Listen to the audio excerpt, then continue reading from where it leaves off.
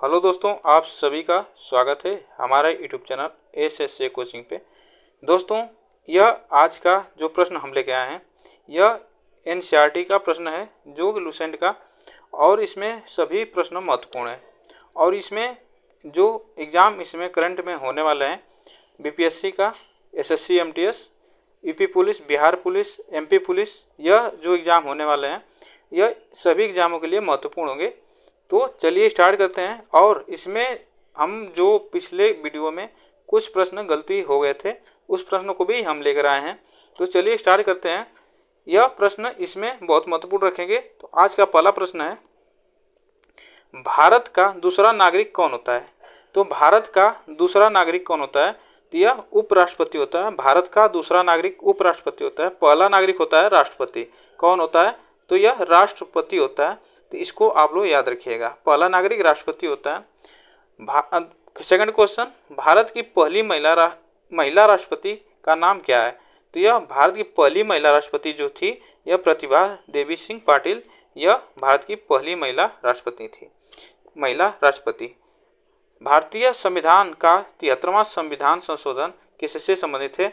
यह यह प्रश्न जो संविधान का हम वीडियो आपको दिए हैं, प्रोवाइड किए हैं, उसमें यह प्रश्न गलती हो गया था बताने में। तो यह प्रश्न आप लोग इसको करेक्शन कर लीजिएगा। तो यह होगा 73वां संविधान संशोधन है, जो पंचायती राज संस्थान से यह संबंधित है, ठीक ना। और आगे 74वां संविधान संशोधन अधिनियम किससे संबंधित है? तो यह शहरी स्थानीय स्वशासन से संबंधित है।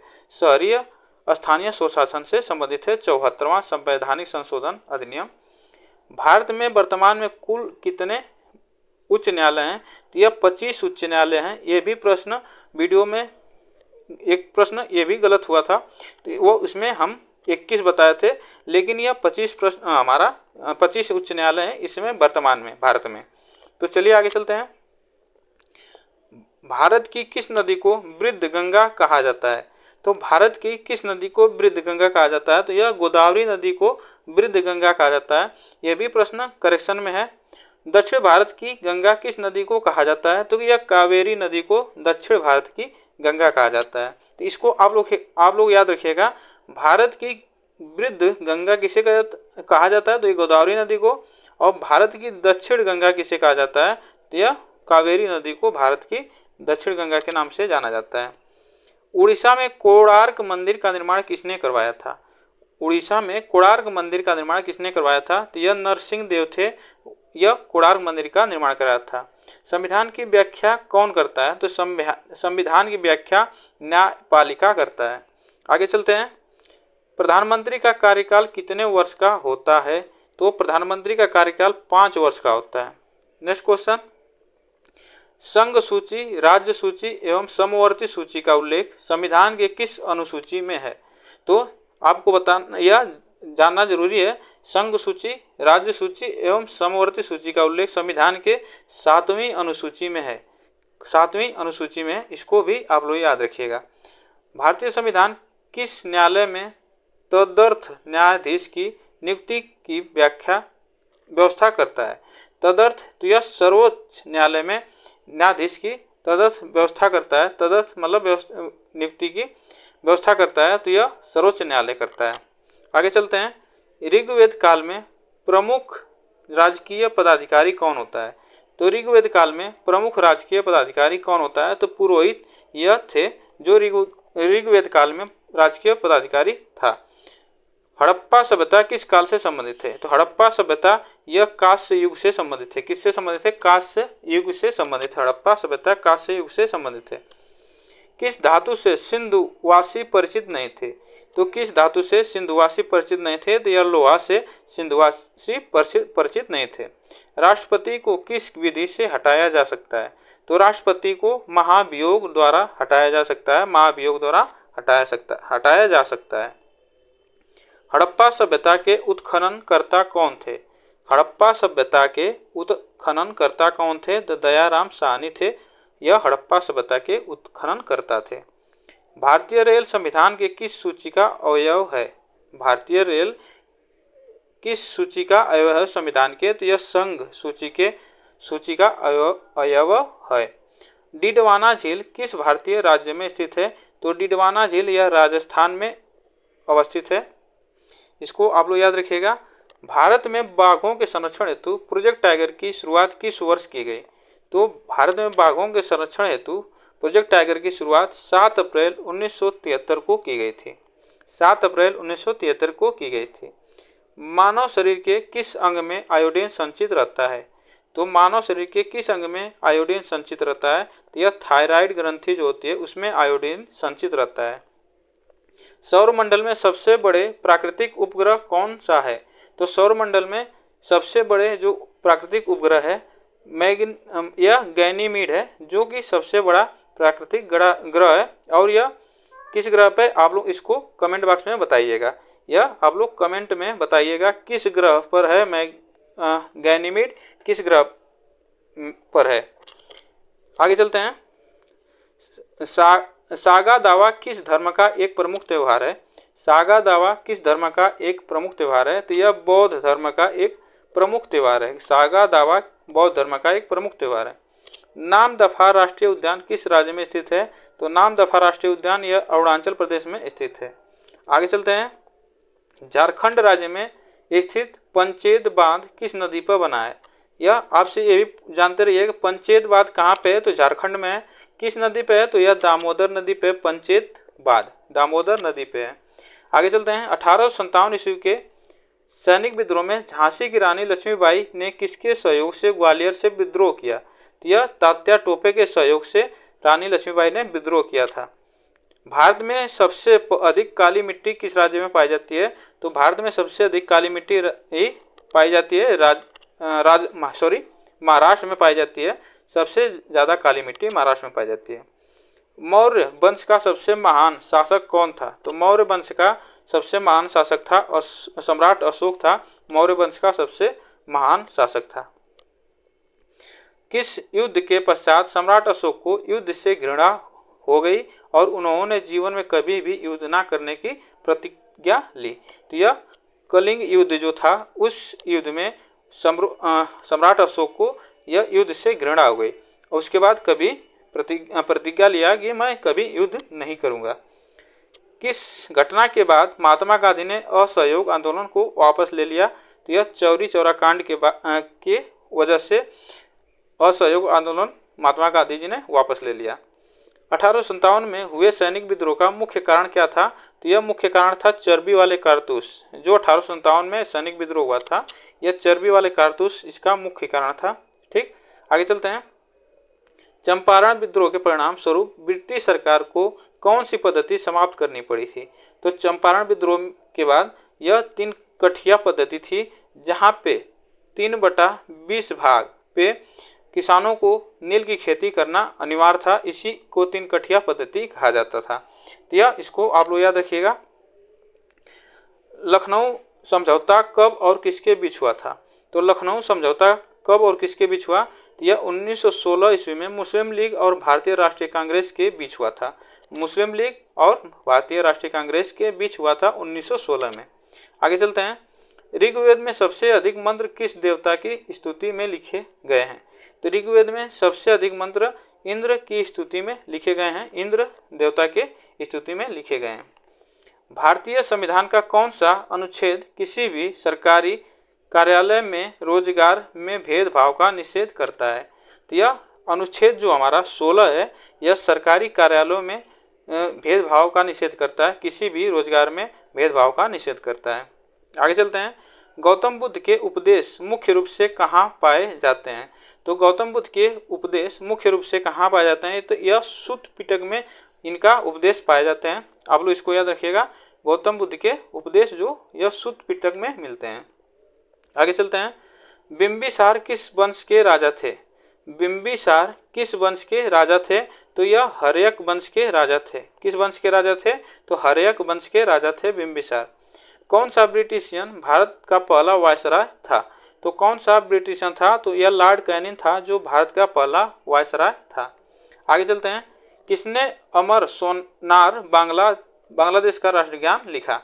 देखिए, जो बांग्लादेश का राष्ट्रगान है, यह अमर सोनार बांग्ला, यह किसने लिखा था? यह रविंद्रनाथ टैगोर ने लिखा था, जो वहाँ का बांग्लादेश का यह राष्ट्रगान अमर सोनार बांग्ला। आगे चलते हैं। सूर्य और पृथ्वी के बीच की दूरी सबसे कम कब हुई होती है?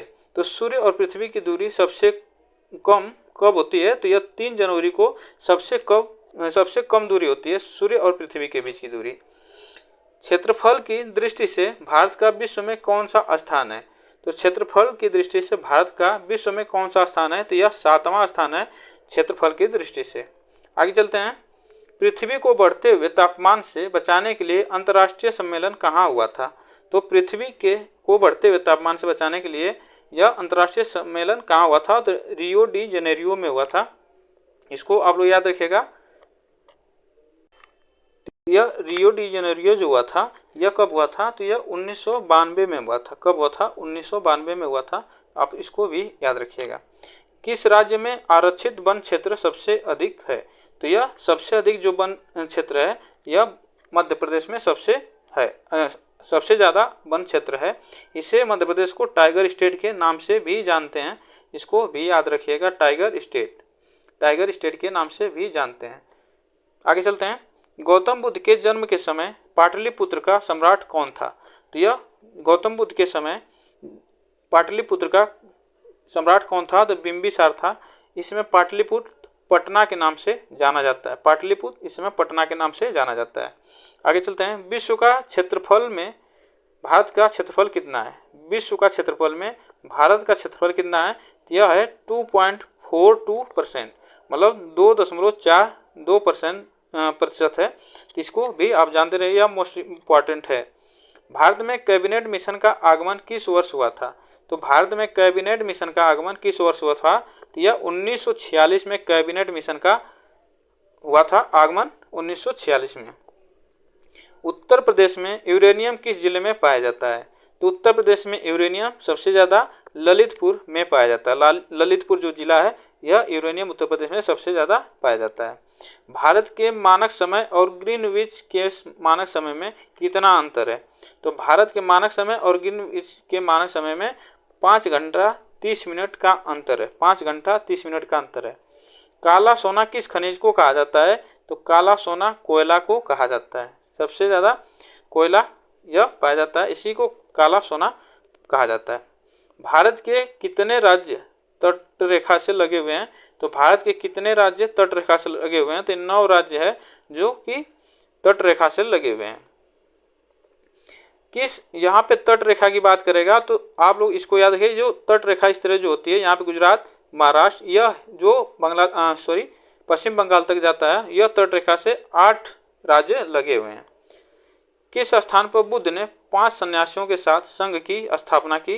तो किस स्थान पर किया था 5 सन्यासियों के साथ संघ की स्थापना? तो सारनाथ में गौतम बुद्ध ने किया था। आगे चलते हैं। शहीद चंद्रशेखर आजाद पक्षी अभयारण्य किस राज्य में स्थित है? तो यह शहीद चंद्रशेखर आजाद पक्षी अभयारण्य यह उत्तर प्रदेश में है। यह उन्नाव जिले में, कहाँ पे? उन्नाव जिले में है यह चंद्रशेखर पक्षी अभयारण्य। चलिए आगे चलते हैं। अलमपट्टी पार्क किस राज्य में है? अलमपट्टी पार्क किस राज्य में है? तो यह कर्नाटक में है। अलमपट्टी पार्क किस राज्य में है? कर्नाटक में है। किसी तत्व का रासायनिक गुण स्किन पर निर्भर करता है? तो यह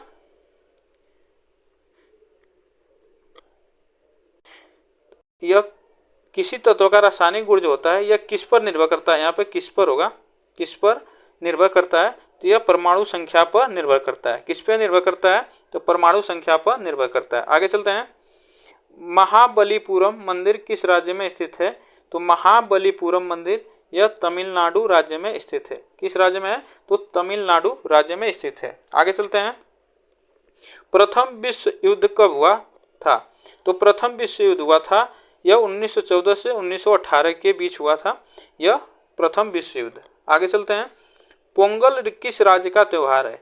पोंगल किस राज्य का त्यौहार है? तो यह तमिलनाडु का त्यौहार है। पोंगल तमिलनाडु राज्य का त्यौहार है। दिल्ली भारत की राजधानी कब बनी? तो दिल्ली भारत की राजधानी कब बनी थी? तो यह 1911 में दिल्ली भारत की राजधानी बनी थी। आगे चलते हैं। डूरंड कप का संबंध किस खेल से है? तो डूरंड कप का संबंध किस खेल से है? तो यह डूरंड कप का संबंध हॉकी से है। इसको भी आप लोग जानते रहिएगा। मिड डे मील योजना किस वर्ष शुरू हुई थी? तो यह मिड डे मील जो योजना हुई थी 1995 में हुई थी यह, और अब इसे पीएम मिड डे मील योजना कर दिया गया है, ठीक ना। यह पीएम मिड डे मील योजना इसे कर दिया गया है, इसको भी आप लोग जानते रहिए, इसका नाम बदलकर पीएम मिल योजना रखा गया है। किस संविधान संशोधन को मिनी संविधान कहा जाता है? तो किस संविधान संशोधन को मिनी संविधान कहा जाता है? तो यह 42वें जो संविधान संशोधन हुआ उसे ही मिनी संविधान कहा जाता है। आगे चलते हैं। संसार का सबसे बड़ा डेल्टा सुंदरबन डेल्टा कौन सी नदियां बनाती हैं? तो संसार का सबसे बड़ा डेल्टा सुंदरबन डेल्टा कौन सी नदियां बनाती हैं? तो यह गंगा और ब्रह्मपुत्र जो नदियां हैं यह सबसे बड़ा डेल्टा बनाती हैं। आगे चलते हैं। सिंधु घाटी सभ्यता का बंदरगाह वाला नगर कौन सा है? तो सिंधु घाटी सभ्यता का बंदरगाह वाला नगर कौन सा है? तो यह लोथल है। सिंधु घाटी सभ्यता का बंदरगाह वाला नगर लोथल है। आगे चलते हैं। वाहनों की हेडलाइट में किस दर्पण का उपयोग किया जाता है? तो वाहनों की हेडलाइट में किस दर्पण का उपयोग किया जाता है? तो यह अवतल लेंस का अवतल दर्पण का प्रयोग किया जाता है, अवतल दर्पण का प्रयोग किया जाता है। आगे चलते हैं। लेंस की क्षमता का मात्रक क्या होता है? लेंस की क्षमता का मात्रक क्या होता है? तो यह डायोप्टर होता है। लेंस की क्षमता का मात्रक डायोप्टर होता है। आगे चलते हैं। राष्ट्रपति राज्यसभा में कितने सदस्य मनोनीत कर सकता है? तो राष्ट्रपति राज्यसभा में कितने सदस्य मनोनीत कर सकता है? तो ये 12 सदस्य राष्ट्रपति मनोनीत कर सकता है। आगे चलते हैं। सर्वोच्च न्यायालय का मुख्य न्यायाधीश कितना उम्र तक अपने पद पर रह सकता है? तो सर्वोच्च न्यायालय का मुख्य न्यायाधीश जो है यह 65 वर्ष तक 65 वर्ष की आयु तक यह सर्वोच्च न्यायालय का मुख्य न्यायाधीश रह सकता है। आगे चलते हैं। भारत में पहली बार जनगणना कब हुई? तो भारत में पहली बार जो जनगणना हुई थी 1872 ईस्वी में हुई थी। भारत की पहली जनगणना 1872 में हुई थी। आगे चलते हैं। डबल फॉल्ट किस खेल में प्रयुक्त होता है? तो डबल फॉल्ट जो शब्द है किस खेल में प्रयुक्त होता है? तो यह टेनिस जो खेल है इसमें डबल फॉल्ट शब्द प्रयोग किया जाता है। आगे चलते हैं। भारत के किस राज्य में रबर का सबसे अधिक उत्पादन होता है? तो भारत के किस राज्य में रबर का सबसे अधिक उत्पादन होता है? तो यह केरल राज्य का सबसे अधिक उत्पादन होता है। केरल राज्य में सबसे अधिक उत्पादन होता है। आगे चलते हैं। मनुष्य के शरीर में कितने गुणसूत्र पाए जाते हैं? मनुष्य के शरीर में कितने गुणसूत्र पाए जाते हैं? तो 46 गुणसूत्र पाए जाते हैं। लेकिन अगर जोड़े की बात पूछे, अगर जोड़े पूछे तो आप लोग 23 बताइएगा। कितने? 23 जोड़े होते हैं, जोड़े में पूछेगा तो। आगे चलते हैं। चंद्र ग्रहण कब लगता है? चंद्र ग्रहण कब लगता है? तो यह पूर्णिमा के दिन लगता है। चंद्र ग्रहण पूर्णिमा के दिन लगता है। नमक कानून को तोड़ने के लिए महात्मा गांधी ने कौन सा आंदोलन शुरू किया? नमक कानून को तोड़ने के लिए महात्मा गांधी ने कौन सा आंदोलन शुरू किया था? तो यह सविनय अवज्ञा आंदोलन नमक कानून को तोड़ने के लिए किया था। आगे चलते हैं। संसार में सबसे छोटा पक्षी कौन सा है? तो संसार में सबसे छोटा पक्षी हैमिंग बर्ड है। यह सबसे छोटा पक्षी संसार का है। आगे चलते हैं। जंगल बचाओ आंदोलन में किस वृक्ष का लगाए जाने का विरोध किया गया था? तो जंगल बचाओ आंदोलन में किस वृक्ष का लगाए जाने का विरोध किया गया था? तो यह सागवान वृक्ष का लगाए जाने का विरोध किया गया था। आगे चलते हैं। पत्तियों द्वारा होने वाले वाष्पोत्सर्जन को क्या कहते हैं? पत्तियों द्वारा होने वाले वाष्प उत्सर्जन को क्या कहते हैं? तो पत्रीय वाष्पोत्सर्जन कहते हैं। पत्रीय वाष्पोत्सर्जन कहते हैं। आगे चलते हैं। ब्लैक फुट नामक रोग किसकी अधिकता से होता है? ब्लैक फुट नामक रोग किसकी अधिकता से होता है? तो यह आर्सेनिक की अधिकता से होता है। ब्लैक फुट नामक रोग आर्सेनिक की अधिकता से होता है। संविधान का कौन सा अनुच्छेद उच्च न्यायालय को मूल अधिकारों का सजग प्रहरी बनाता है? तो संविधान का कौन सा अनुच्छेद है जो उच्च न्यायालय को मूल अधिकारों का सजग प्रहरी बनाता है? तो यह अनुच्छेद 13 है। इसको आप लोग याद रखिएगा। भारत में सुनामी वार्निंग सेंटर कहाँ पे है? तो भारत में सुनामी वार्निंग सेंटर कहाँ पे है? तो भारत में सुनामी वार्निंग सेंटर हैदराबाद में है। सिरोही राष्ट्रीय उद्यान कहाँ पर स्थित है? सिरोही राष्ट्रीय उद्यान कहाँ पे स्थित है? यह मणिपुर में स्थित है। और मणिपुर में ही एक कुकी समुदाय पाई जाती है, कुकी समुदाय। अभी जो आप लोग देखे हैं कुकी समुदाय के बीच जो दंगा फसाद हुआ था, तो यह आप लोग ये भी जानते रहिए कि आपसे पूछ सकता है कि कुकी कहाँ आदि यह पाए जाते हैं कुकी, तो आप लोग मणिपुर बताइएगा। ओबरा ताप विद्युत संयंत्र किस देश के सहयोग से तैयार किया गया था? तो ओबरा ताप विद्युत संयंत्र किस देश के सहयोग से तैयार किया गया था? तो यह रूस के सहयोग से तैयार किया गया था। ओबरा यह कहाँ पे है? तो यह सोनभद्र में है, ठीक ना, सोनभद्र में है। तो इसको आप लोग याद रखिएगा, सोनभद्र यूपी के एक जिला है सोनभद्र। बंधुआ मजदूर अधिनियम संसद ने पारित कब किया? तो बंधुआ मजदूर अधिनियम संसद ने पारित कब किया था? तो यह 1976 में बंधुआ मजदूर अधिनियम संसद ने पारित किया था। आगे चलते हैं। भारत का पहला गवर्नर जनरल कौन था? तो भारत का पहला गवर्नर जनरल कौन था? तो विलियम बेंटिंक था। यह भारत का पहला गवर्नर जनरल था। अगर वायसराय बताया तो लॉर्ड कैनिंग जो था वह वायसराय था। आगे चलते हैं। भारत की पहली महिला राज्यपाल कौन थी? तो भारत की पहली महिला राज्यपाल सरोजिनी नायडू थी। भारत की पहली महिला राज्यपाल सरोजिनी नायडू थी, जो कि यूपी की राज्यपाल थी, ठीक ना, यूपी की राज्यपाल थी। आगे चलते हैं। विश्व का सबसे छोटा महासागर कौन सा है? तो विश्व का सबसे छोटा महासागर आर्कटिक महासागर है। विश्व का सबसे छोटा महासागर आर्कटिक महासागर है। दुनिया के किस देश को लैंड ऑफ राइजिंग सन के नाम से भी जाना जाता है? तो दुनिया के किस देश को लैंड ऑफ राइजिंग सन के नाम से जाना जाता है? तो यह जापान को जाना जाता है। यहाँ पे जापान को जाना जाता है। विश्व के किस महाद्वीप में सबसे ज़्यादा देश हैं? विश्व के किस महाद्वीप में सबसे ज़्यादा देश हैं? तो यह अफ्रीका महाद्वीप में सबसे ज़्यादा देश हैं। आगे चलते हैं। विश्व की सबसे लंबी महाद्वीपीय पर्वत श्रृंखला कौन सी है? तो विश्व की सबसे लंबी महाद्वीपीय पर्वत श्रृंखला कौन सी है? तो यह एंडीज पर्वत श्रृंखला है। कौन सी? एंडीज पर्वत श्रृंखला है। आगे चलते हैं। विश्व का सबसे बड़ा रेल नेटवर्क किस देश का है? तो विश्व का सबसे बड़ा रेल नेटवर्क यह अमेरिका देश का है। किस देश का है? अमेरिका देश का है। आगे चलते हैं। विश्व जनसंख्या दिवस कब मनाया जाता है? विश्व जनसंख्या दिवस कब मनाया जाता है? तो यह 11 जुलाई को विश्व जनसंख्या दिवस मनाया जाता है। आगे चलते हैं।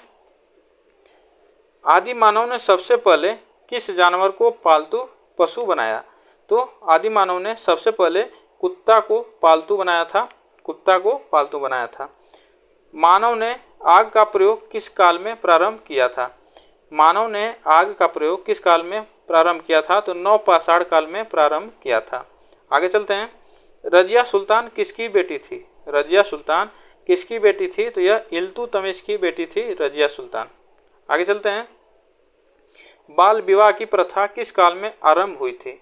बाल विवाह की प्रथा किस काल में आरंभ हुई थी? तो यह गुप्त काल में आरंभ हुई थी। किस काल में हुई थी? गुप्त काल में आरंभ हुई थी।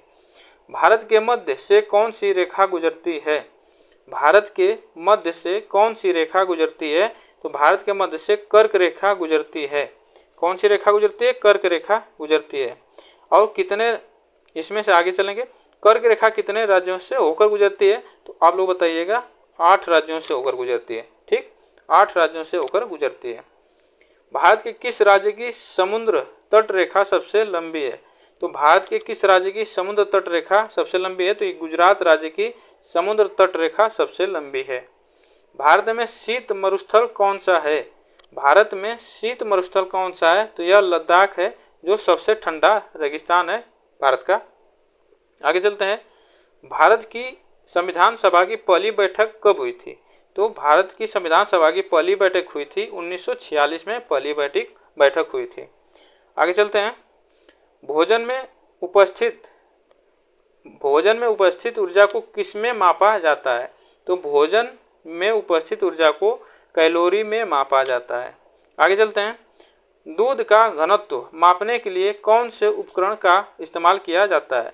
तो दूध का घनत्व मापने के लिए कौन से उपकरण का इस्तेमाल किया जाता है? तो यह लैक्टोमीटर का प्रयोग किया जाता है। किसका किया जाता है? लैक्टोमीटर का प्रयोग किया जाता है। पानी किन 2 गैसों से मिलकर बनता है? तो पानी किन 2 गैसों से मिलकर बनता है? तो यह हाइड्रोजन और ऑक्सीजन से मिलकर बनता है पानी। तो इसको भी आप लोग जानते रहिएगा। ₹1 का सिक्का किसने जारी किया था? ₹1 का सिक्का किसने जारी किया था? तो यह ईस्ट इंडिया कंपनी ने ₹1 का सिक्का जारी किया था। आगे चलते हैं। पुष्कर मेला कहाँ पर आयोजित किया जाता है? पुष्कर मेला कहाँ पर आयोजित किया जाता है? तो यह अजमेर जो है राजस्थान का एक जिला है, वहाँ पे यह आयोजित किया जाता है। लोक चित्रकला मधुबनी किस राज्य में लोकप्रिय है? तो यह बिहार राज्य में जो चित्रकला है मधुबनी, यह बहुत मशहूर है, प्रसिद्ध है मधुबनी चित्रकला। भारत में सबसे अधिक वन किस प्रदेश में है? तो भारत में सबसे अधिक वन यह मध्य प्रदेश में है। किसमें है? तो मध्य प्रदेश में है सबसे ज़्यादा भारत में सबसे अधिक वन जो पाए जाते हैं तो मध्य प्रदेश में पाए जाते हैं। पर्यावरण का रक्षा कवच किसे कहा जाता है? तो पर्यावरण का रक्षा कवच किसे कहा जाता है? तो ओजोन परत को कहा जाता है। ओजोन परत को कहा जाता है। आगे चलते हैं। भारत में सबसे ज़्यादा चाय की खेती कहाँ पर की जाती है? तो भारत में सबसे ज़्यादा चाय की खेती दार्जिलिंग में की जाती है। दार्जिलिंग में की जाती है भारत की सबसे ज़्यादा खेती चाय की। मुस्लिम लीग ने कांग्रेस के बीच 1916 ईस्वी में लखनऊ समझौता करने में किसने प्रमुख भूमिका निभाई थी?